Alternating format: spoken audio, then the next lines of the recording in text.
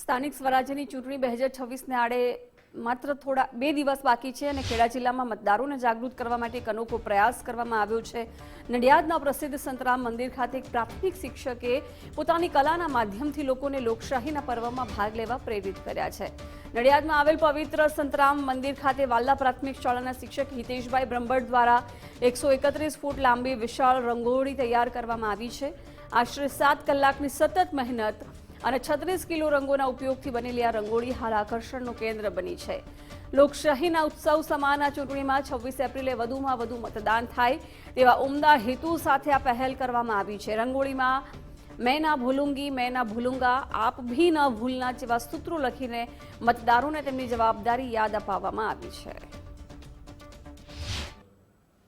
ચૂંટણી એનો પ્રચાર હાલ પૂરજોશમાં ચાલી રહ્યો છે, ત્યારે લોકશાહીનું એ પાવન પર્વ અંગે સામાન્ય જનતા જાગૃત થાય અને પોતાનો મતાધિકારનો ઉપયોગ કરે એ માટે જનજાગૃતિના એક ભાગરૂપે ખેડા જિલ્લા શિક્ષણાધિકારી કચેરી દ્વારા નડિયાદના સુપ્રસિદ્ધ યાત્રાધામ શ્રી સંતરામ મંદિરના પરિસરમાં મંદિરના મહંત શ્રી પૂજનીય વંદનીય રામદાસજી મહારાજની પ્રેરણા અને આશીર્વાદથી મંદિર પરિસરમાં 131 ફૂટની વિશાળ મતદાન જાગૃતિ રંગોળીનું આયોજન કર્યું।